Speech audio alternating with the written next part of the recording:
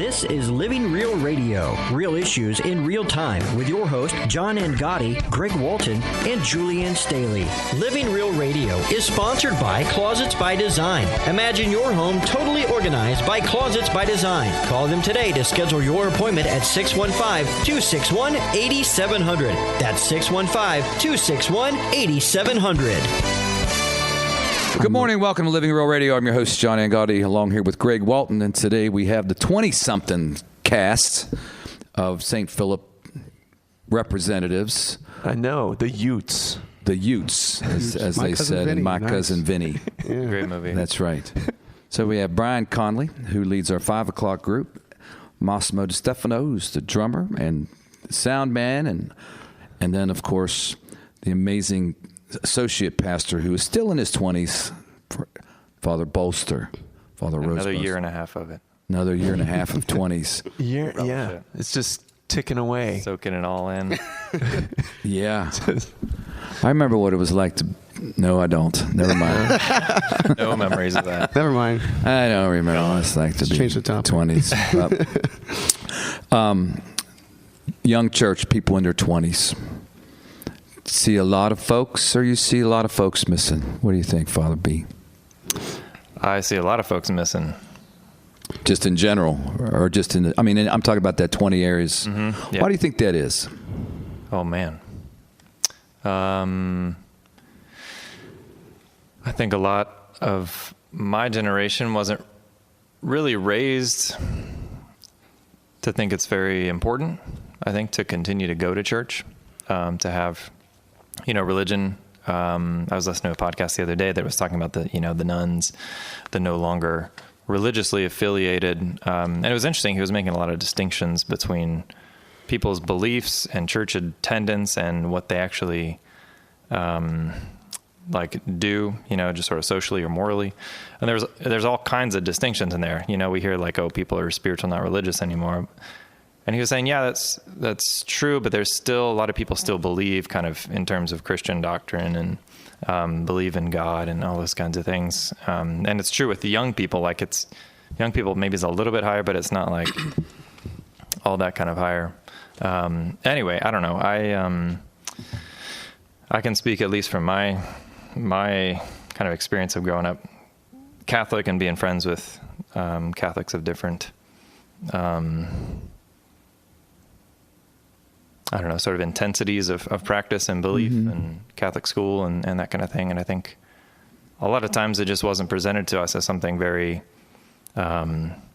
important or very engaging and necessary as this adventure with life, and so there was well, if there's no skin in the game with me here, then I'll just kind of do my own thing. We're all okay. You're okay. I'm okay. Yeah. We're cool. Right. Yeah. What do you see, Brian? Yeah. I'm a lot on the same page with Father Bolster. I think my generation, which is just a couple years younger than yours, is we're the stereotypical, we don't know how to fix anything. We just want to go out and buy a new one. So if our phone breaks, we don't crack it open and fix it. We just get a new phone. And with that, actually last week I heard somebody draw the analogy of people think the Christian lifestyle is like the wedding day and they just neglect the marriage entirely. So everybody looks forward to baptism and confirmation as your wedding day. And then they just neglect the rest of what that relationship's supposed to look like. Which, out of the married men in this group, imagine, you put all your time and effort towards the marriage and then just never talk to your wife ever again. That's probably not going to end very well. But that's exactly how I've seen. Maybe that's my problem. It was my problem. That's very foresightful. Yeah, Greg, do you have your wife's phone number? We'll start there. I do. You know her have birthday. My wife's phone number, yeah. And I can't actually say it. It's just not, we've had it for a while. Yeah. That's impressive, actually. We've had it long enough that you had to remember to dial it. Speed dial. Yeah. Favorites. I still remember my old home phone number, because my mom was like, "Oh, let's just put it to a little tune," and I was like, "Oh, okay." I still remember. Yeah, we've actually had today, because we're recording this on November 18th, but today is the 33rd year from our first date. Oh wow! Oh, nice. Congrats. Yeah, how about that? Wow. That's awesome. How was Dairy Queen? We need a button for that. There's nothing wrong with it. We went to a show at the Krannert Center, which was we met at the University of Illinois, Champaign-Urbana. Shout out. Yeah, because Brian's from Illinois. We don't say Illinois. That's what we say when the music's too loud. It's Illinois. And so we went to see a show. We went to see, I think, Brighton Beach Memoirs at the... Awesome. Yeah. Okay. Yeah. Cool. And the rest is history. All right. Cool. Yeah. So, Moss, you being the new one into the 20s, and that's what's almost a different generation, sort of, but not far off. Yeah. What do you see with your college I'm people? along the same lines, honestly. But I have to say, I know a couple guys who are just like you have your kind of main group of people, which is very similar to what the other guys have said. But I know these couple of guys who are diehard religious. There's a guy I know that's very Catholic. There's a guy I know that's very Protestant, but just very connected with their faith, and it's very much a part of their lives, and it's evident in the way they act and talk. And that I admire them so much for that. I'm like, wow, because that makes me want to be better in my faith. But again, it's very rare. Again, I know like two guys that are like that. But Just two. That I can even think off the top of my head. There might be three, but. So why are you guys sticking with it? Well, I was raised Catholic. My dad's Catholic. My mom, not so much. But she's a Christian and all that. She's a good person. Yeah, she's a great person. She's my mom, so yeah. But I don't know. I feel like I personally don't know enough to say no to it. So I've been with it for 20 years now, and being a Catholic, and I love being a Catholic. And from what I know from other denominations or whatnot, I feel no reason to leave. And it's on me to learn more and all that about it, so I can eventually make a decision. But I don't see any point in leaving this religion that I really enjoy being a part of, and people that obviously enjoy as much as I do. So, why is your faith important to you? I mean, why does it matter, Brian? Wow, thank you for dropping. Because I know he has an answer to that. I think for me, it all, I mean, I was cradle Catholic. My parents were the people that didn't matter what mass you went to on Sunday. Everybody knew who they were. They were super involved. So, I mean, I was just raised with that. But then I went to a Protestant college with, once again, nothing wrong with that. Everybody has their beliefs, but a lot of shots were taken at me throughout college. And as I was defending myself in the beginning, I was just like, well, this is just what the Catholic Church believes. And slowly it became, no, this is what I believe. And I just had to kind of man up and do my research. I couldn't just keep saying, well, Jesus is love over and over and over again. I needed the deeper answers. And then,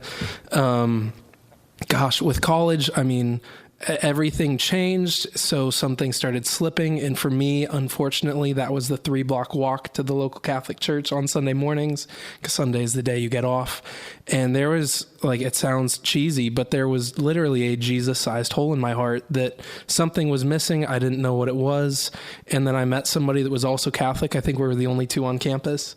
And she was like, hey, you want to start coming to Mass with me? And I was like, yeah, when do you want to go? And she was like, well, I go every single morning. And I was like, what? They do that? Actually, I was busy. I was like, they do that here? Oh, did I say I was Catholic? I meant I was cathartic. No, but we started going, and then I can't believe the change that it made. My attitude was better.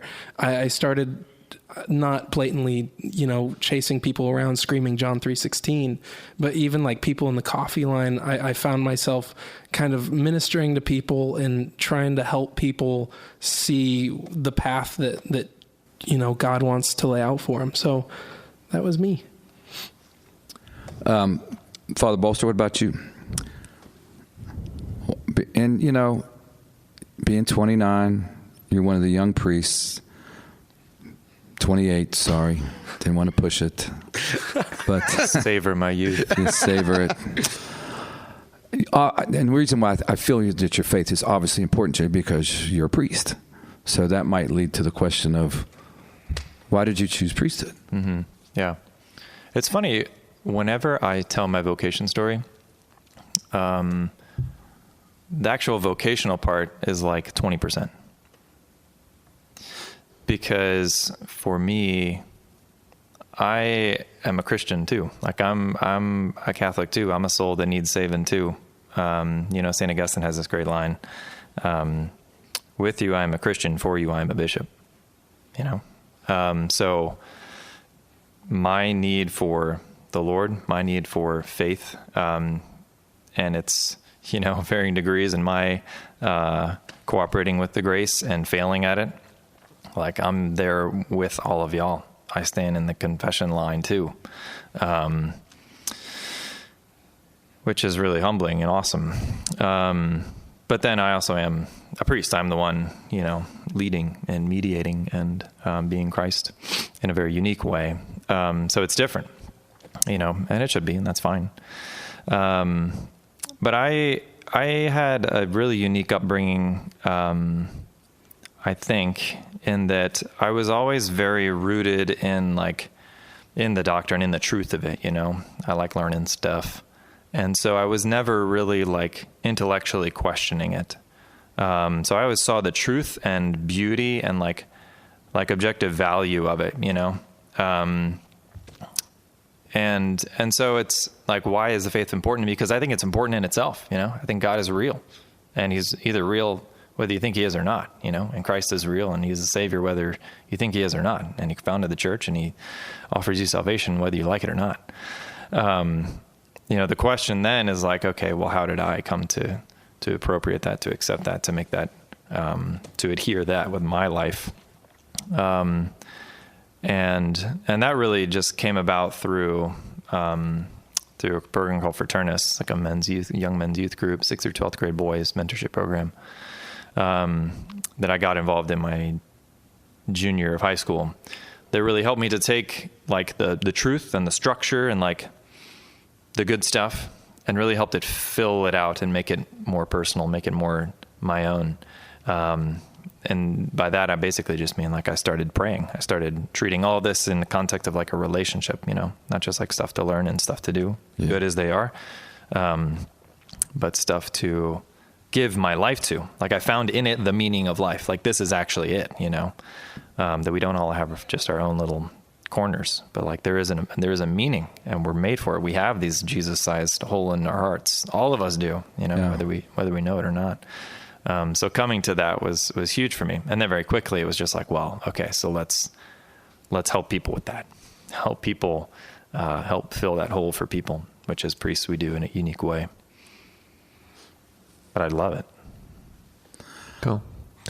I was just thinking, I heard a quote from Karen Walrond. She's an activist and thinker, and so she was looking at, she was talking about the spirituality of activism, and she described spirituality as an experience that creates meaning, and I was just kind of curious, how does that ring with you guys? An experience that creates meaning. And usually that means meaning not just for you, but usually involves a community, some sort of belonging experience. I think Fraternus probably would maybe qualify as something like that. I don't know. What do you guys think? Yeah, I would think it, for me, it was almost like that meaning was already out there and I found it, rather than my coming to it created it. I mean, I guess in a sense it kind of created it for me. But it was just the Lord in his providence laid all this out, and by his love, I found it, and so my experience with it, found that love and the truth and the meaning that he intended for me to have, Mm-hmm. and through that, it's it's like people harmonizing, It's like the notes that I was playing and the notes that the Lord, was having out here. It's like it harmonized. I was like, oh, that's it right there. Mm-hmm. Yeah. And Massimo, I've seen you as part of the St. Philip community for a long time, like Yes. youth group, stuff. And I definitely saw, you just kept coming back, but I did see a good deal of belonging with you and the other teens and youth who were here, like, is there a particular experience you could think of that was meaningful for you, I did it, my mom, it always starts stereotypical, like, starts with my mom. mom's like, get out of the house. Come on. Get out of Go do something Wednesday night, So me and my brother did. My brother is a grade older than me. So we have two, if you don't know, we have two kind of groups here. We have Connect and Edge. And Edge is for middle schoolers, Connect is for the high schoolers. And when my brother went to Connect, because he was a freshman, I was in 8th grade, I was like, can I come with you? Can I just go to the high schoolers? Just get out of the house. Because they seem so much cooler than me, Oh. And so I kind of did. I just kind of followed him upstairs where we would go. And I don't know, it always felt like so different than like school, like you're in a group of people, but it's such a different experience because you're spending time together and learning something that in my mind now I recognize has so much more power and it's more relevant, I think, in my life than most things I learned in school. It was just a different environment with different people, and I stayed with it, because I liked the group of people I was with. I liked all my friends I made there, and I even helped 2 years after I still was there, helping out, being an adult, quote unquote, whatever that is, helping out, and it just became this really great community. And even the group of people I was with, we would hang out, on Mondays, or we would have adoration and I'd go to dinner, and it was things like that when you have your group of people that go to this, at night. That's meant for the youth, and then you find your niche of people in there, and then you go out and you do other things outside with a smaller group, and you're tightly knit.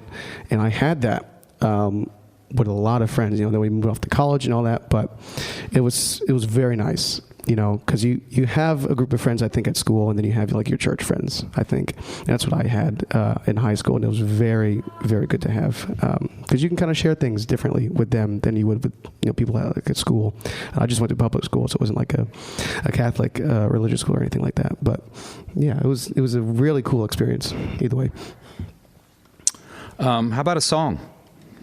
Well, I had one that popped through my head because we were talking about, Brian, you said My Generation, and so The Who just started running through my head. There you go. Talking about my generation. Oh, great. What do you think? It's good. All right.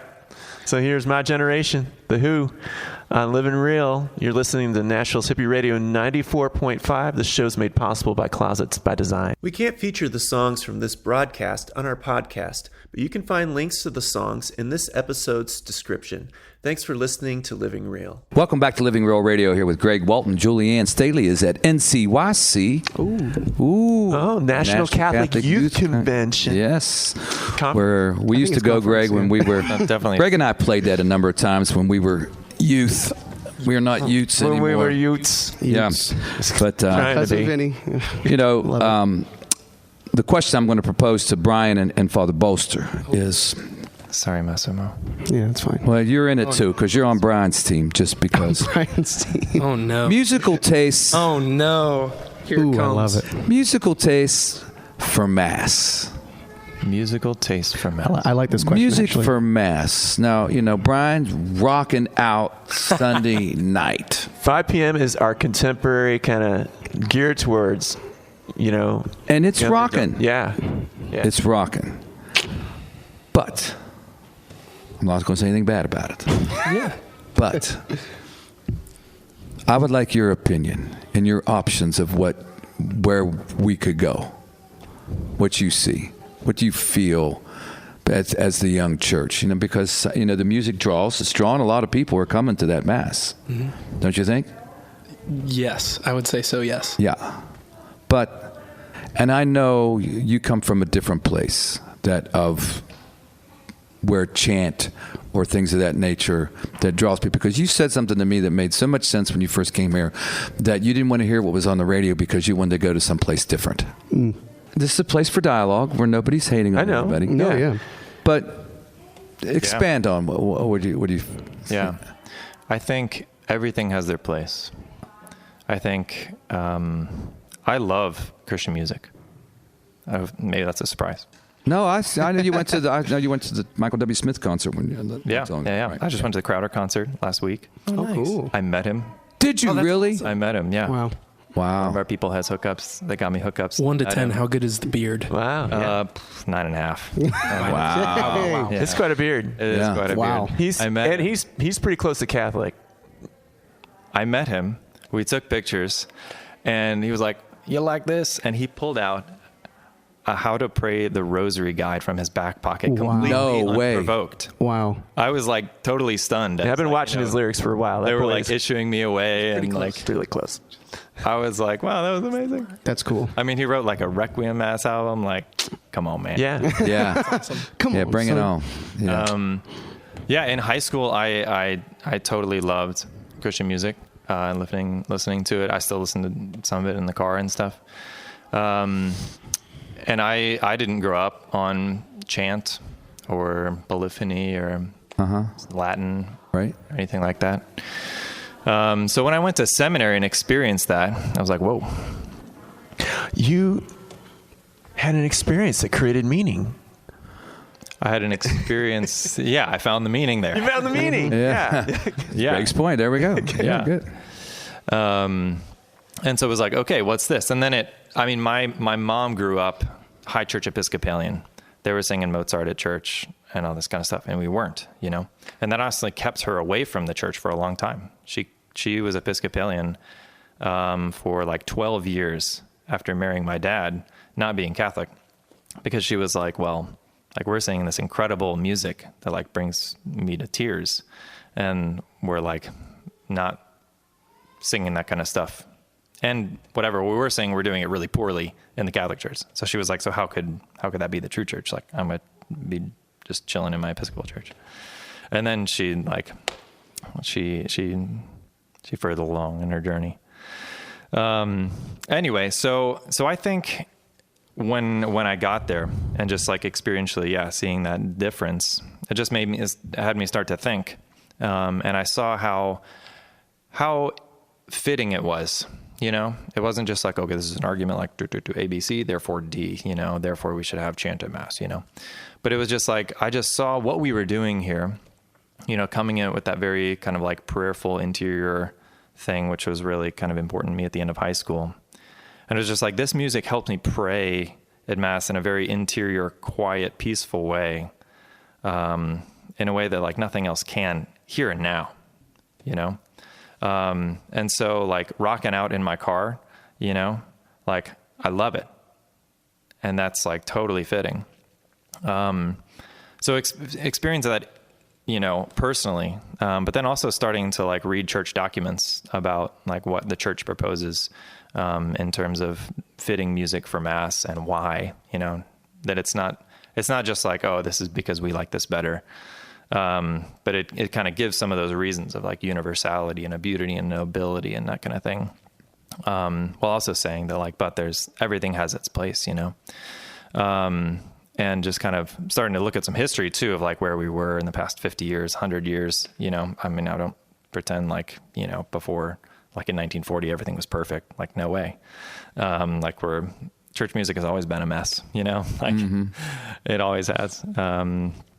But and I've heard that too, just from certain people that have just kind of anecdotally mentioned, like, Father, like I was having this stuff going on at Mass, and then I came to Mass, and like you just chanted that opening prayer, and it's just like, it just like settled me, and just like hearing that experientially in people too. So I think it's something that we haven't, how many of our churches in this diocese are like doing chant on Sunday? Very few. So I think it's something just people haven't experienced. And a lot of people have bad notions and narratives that they've heard and ideologies and stuff that creep in. Right. So those are some thoughts. Well, I think there's a balance, right? I think what you're pointing at is, I think, the idea that in society we don't really give ourselves space for contemplation. Definitely. And so the simplicity of chant brings us into that space. And it is part of our heritage. So it's not something to be left behind, but it's something that maybe we neglect and don't integrate enough, you know? And I think that if we could, I don't like doing just one liturgy this way and the other liturgy that way. For me, I like to mix it up, because Paul tells us to be all things to everybody. And that way we don't end up with a divided community, you know, of this is the way to do it. No, this is the way to do it. But if somehow we can bring that together in the space of worship and have the old and the new and having it run together and work together, particularly around the theme of the liturgy of the word, which is where everything grows, and our antiphons, you know, have everything blossom out of that.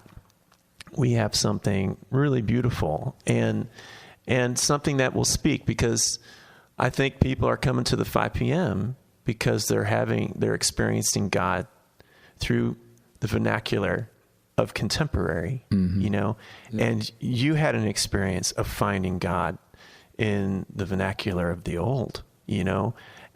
So there's value in both those things, because we're in a very pluralistic society. And like, he hasn't been to Rome. I haven't been. I was in Rome when I was 7, but I don't remember. You know, you've had that encounter of something that's good with that. You know, where my encounter with chant and that kind of stuff has not been good in this country, because it hasn't been done well, or those kind of things, or the room isn't the right room. This room isn't really great for chant per se, unless you throw a bunch of echo on it, you know. That's an interesting thing. Huh? Yeah. It's an interesting, what's the right room? For chant, you know, I think, you know, something that has a little more reverberation. Right next door. Yeah. Yeah, like the chapel is a great spot for that. And but also, you know, I think you made a point, Father Bolster, about that. If music's just not well done, whether it's the latest or the oldest, it's just gonna give a bad experience. Period. Absolutely. Which is where you know, these guys are kicking it on Sunday night. I mean, with the harmonies and stuff like that. Yeah, it's we got skilled musicians, and playing. You know, everybody's got an opinion. But you know, I think, you know, like at Advent, we're coming up. We're going to do the Sanctus. We're going to bring in Latin, you know, to show a different season, but also to tie in that, you know, this church, you know, this is old and ancient, and it's a timeless event, I think, when we enter into Mass, you know, because when he says we sing with the angels and saints, right, it's one of two things. He's either lying or telling the truth, right? Or I'm crazy. Yeah. Right. Very C.S. Lewis, wasn't it? Yeah. I just read New Christian. And, but anyway, so, you know, kudos to what Brian does, but I also see the point of how we can also, you know, how do we bring people better, because or tie people into the encounter that of something old.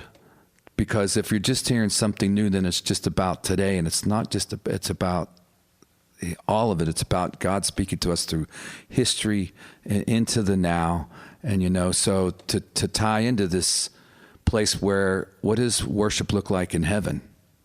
You know, when we enter into heaven, what is it going to be? And if this is a foretaste of that, should we be trying to create that for people so that they can have an encounter with God, so that it affects them in a way and they receive the grace, and so they go out and the world's a better place? Because that's always been my question about church. You know, is the world different today because we went to Mass? You know, because I was just in California, which is a whole nother world, by the way. That's another topic. But this workshop I gave to liturgical ministers, I asked them, you know, how many of you have children that don't go to Mass anymore? Every single one of them raised their hand. And I asked them why, because you got to know the why. And, you know, there's various reasons, but one of the reasons is that the the service or the mass that their children were attending or had been attending, it wasn't relevant. There wasn't anything in it that they could relate to themselves. Hence brings in this dilemma of how do you tie something old in when the young people haven't had an encounter with that, and if the only encounter they're going to get is that at Mass, so therefore, if that's not speaking to them because they don't understand that, then they're gone. If the music's not speaking to them. So, it's a dilemma. I'm not saying one's good or bad, but I'm saying what you're bringing to the table, or what those of us that are now older, my music's not contemporary anymore. I guess mine's in middle-aged. It's the Middle Ages. Nice. Anyway, and but also tie into the chant as well to bring people into this encounter. So it's a difficult thing to I think we've been working at it for years to try to figure something out. But there's nothing that's going to appeal. Not one thing's going to appeal to everybody. Yeah. Not that I know of. But I do see that there's only two types of music, good and bad. Right. There's just, Yeah. And we aim to do the best we can. I know that. And I think we do. Yeah. Another thing from what again, just kind of my experience, but then what I studied, I think there's an importance to just like unity, And again, I don't mean that like everything always needs to be the same. The church has documents on enculturation and those kinds of things. But actually, because that's it, is like just getting beyond me and just getting beyond you, but getting to like us, and how not just what I want or what I think liturgy or in the music or Mass should look like, or you, but like, is there somewhere we can look, is there some objective, like, can we just follow, and be faithful to, and then, like incarnate that into our lives right now. And so I think what I found is taking the church in her tradition, in her liturgical tradition, in her musical tradition, actually like immersing yourself into that, because you gotta know the play before you can call the audible, you gotta know like a recipe before you can like make a little twist, instead of coming at it from the other end, That's what I really found is like, okay, actually immersing myself, seeing the beauty, seeing like yes, this is beautiful and true. And like, I get this. And now where are we going?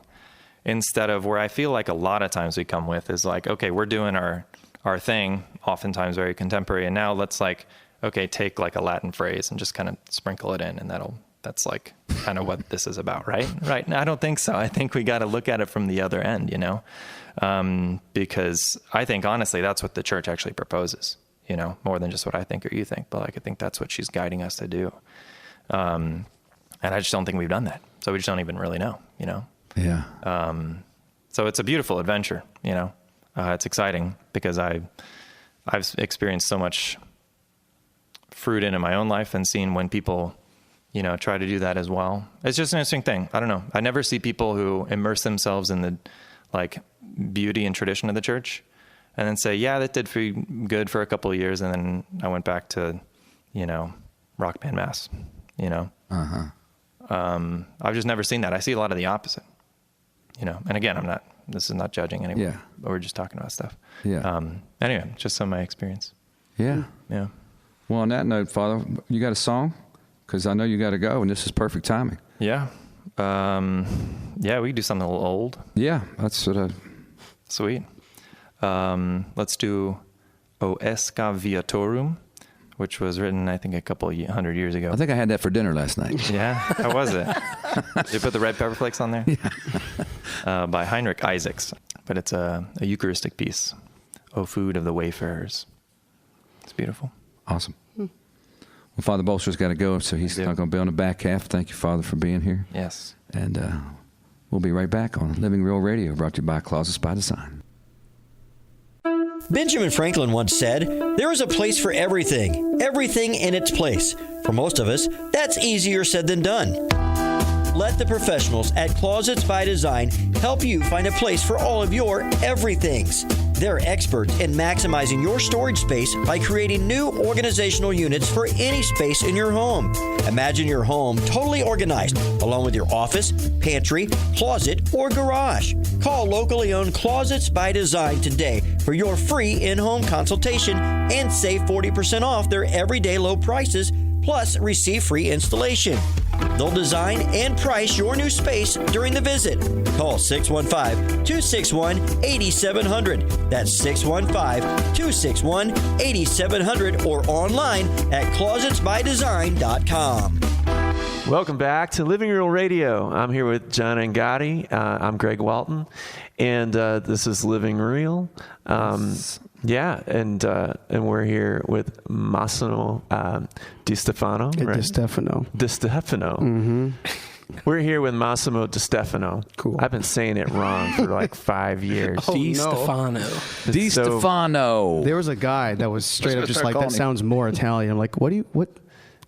No, it doesn't. No, I like wrong. Massimo Di Stefano has a better rhyme to it. Yeah. It's much more lyrical. Thank you. Much more There we lyrical. go. And Brian Conley and Massimo and Brian are part of our 5 p.m. music crew that lead an amazing contemporary, mass and at 5 p.m. on Sundays. So. And they're also involved with the youth too. I mean, yes, they do a lot of things around here as well. Yeah, part of the woodwork. Yeah, and Brian, I knew. Well, I didn't know Brian, but I knew Brian's music director before he moved to town. Oh, okay. Yeah, that's how Brian got here. Yes, that John Kennedy, Springfield, Illinois, was incredible. He's probably the single reason why I've made it this far in music. And I still actually work a lot with some of the guys from Springfield, so it gets confusing because they're talking about John the director, and I talk about John the director, and then we get confused about which John we're talking about. But yeah, the two Johns. Too many Johns. Yeah, well, you can't have too many Johns in the house. Papa John. Papa John. Little John. Papa John. Yeah. Mm-hmm. But anyway, Brian, who is, first off, we're going to talk, Brian is going to be a dad. So Brian is, did you know that? No. Yes. Yep. We are. It's as of right now. How did that happen? Well, if I have to tell you that, that's a different show. Yeah, that's the show. You after don't this. know. Yeah. Yeah, we are currently planning on May 11th. Obviously, we don't have any say in when it happens, but the current date is May 11.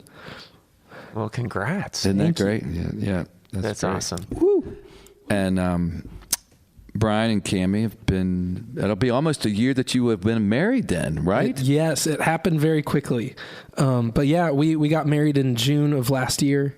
So yeah. Yeah. About 4-ish months in, we found out. Very good. Awesome. But Brian also has a unique story because Brian is a survivor, a cancer survivor. I am, yep. And tell us a little bit about that, Brian. Yeah, it happened my senior year of college, and it was kind of this pivotal point where I was graduating with a degree in audio, which I figured I always wanted to work in music, and I was like, well, if performing doesn't work out, I'm going to get a degree in audio so I can still work in music. And then it was not until after I graduated with my degree in audio that I realized for every 15 massive bands, there's one engineer. So it's actually harder to get a job in audio than performing. So great backup plan, Brian. That was smart. 4-year degree on that. But I was trying to decide if I was going to do Christian music or if I was going to do the secular side. And honestly, something around early February just didn't sit right with me. I didn't know what it was, but something just seemed kind of off. My sleep schedule was messed up. I was always kind of cranky and I didn't know what was going on. And then eventually, I just called in and I was like, hey, can I just get a routine checkup, just making sure everything's okay? And they were like, yeah, that's fine. Come in Tuesday morning.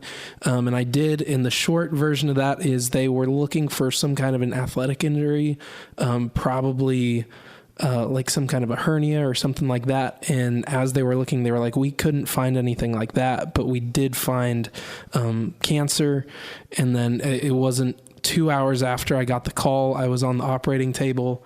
And man, I had a doctor that was just kind of the last person you would want to be your doctor in that kind of a situation. It was myself, my mom, my girlfriend at the time, my wife now, and my sister all sitting in the room waiting for him to walk in. This was probably a week after the surgery. And he walked in. He didn't introduce himself. He didn't greet us. He didn't do anything. He just walked in and he said, you're going to lose all your hair. You're going to lose your fingernails. You're going to go through 4 rounds of chemo. You'll never be able to have children. And oh yeah, you need to drop out of college.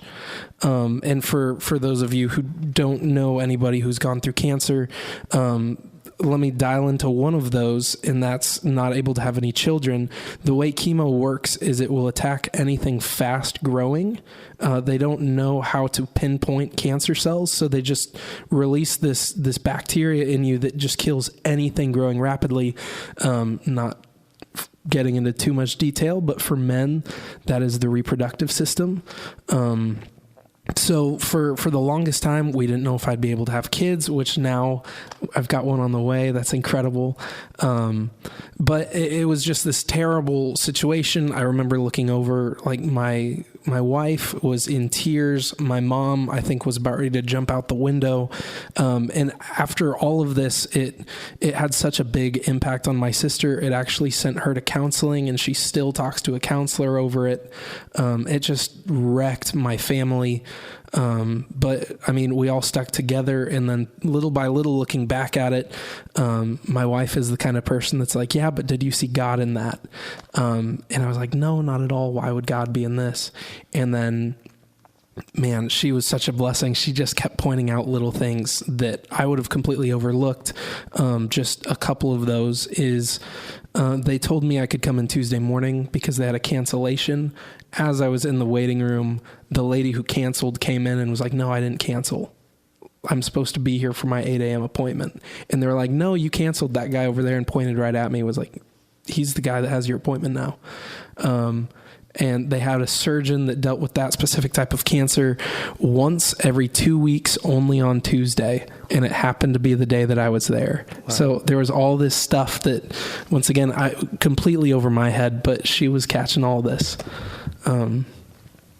But yeah, it was just this crazy time of uncertainty, but also I think that made it clear for me. I was like, I'm going to have to do Christian music. There's no other choice after this.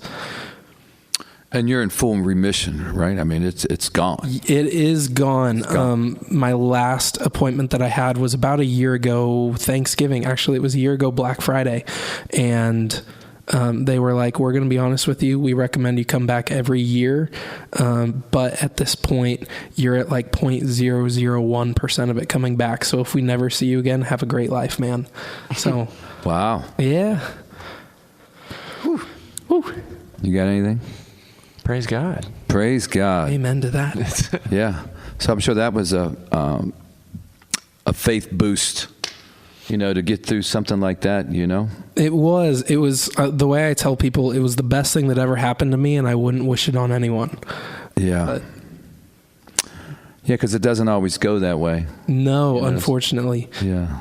So many people, I have a friend of mine whose brother, who's my age, has pancreatic cancer, and he's on his last few days of life, but he's remaining hopeful. You know what I mean? People, I think, that have illnesses like that, your faith jumps out. It does. Like nothing else. And it seems like it's only in those difficult times when people start to even acknowledge faith or whatever, And Greg's.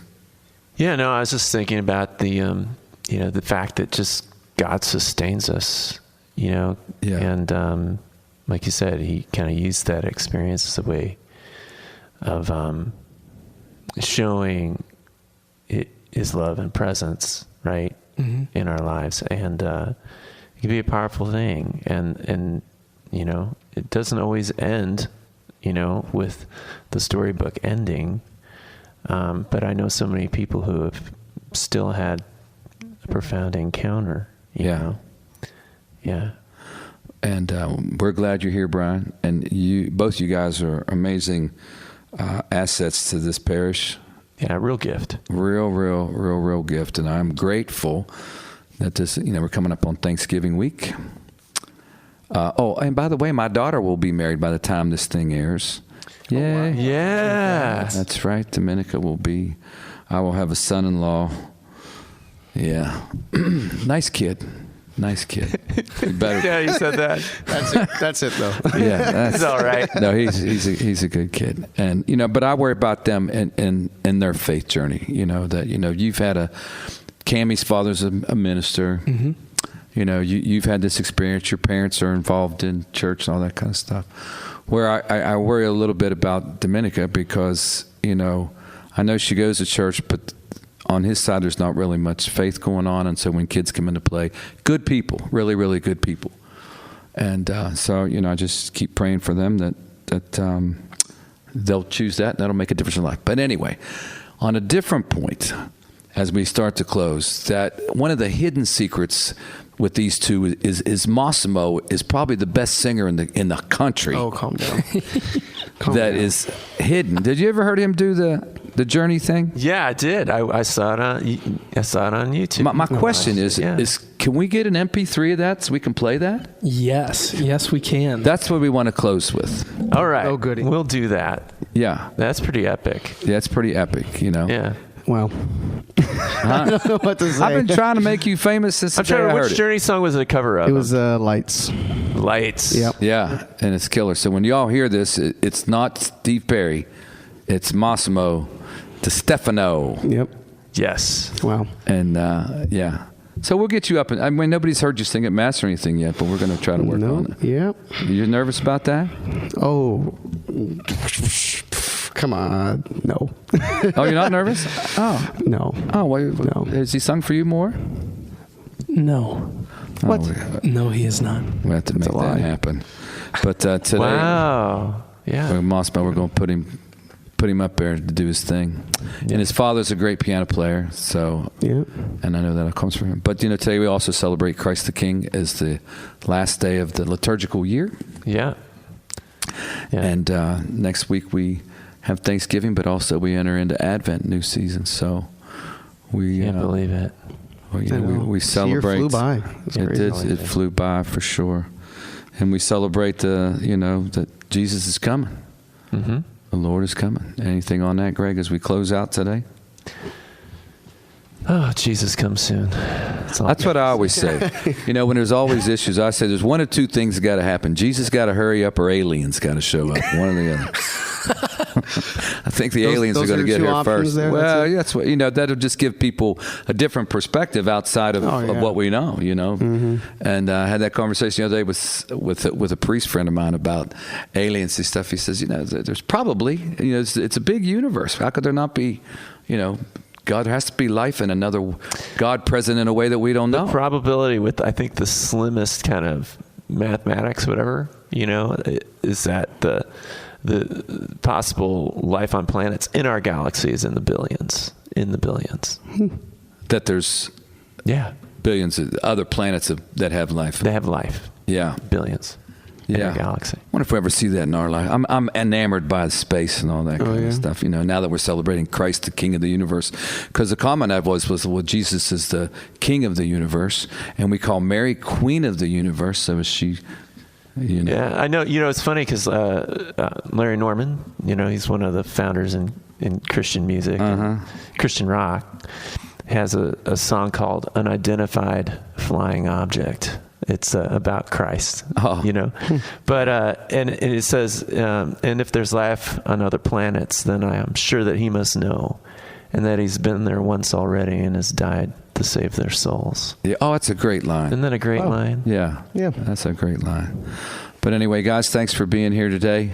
And both these guys are going to be on tour with me in December. We're going to be doing a little Christmas tour this year. So, and Greg's going to be part of that in December. Yeah. 17th here at St. That's right. But in the meantime, we're going to go out and hope everybody has a great Thanksgiving this week. And I'm so thankful for this parish and these people and for all y'all.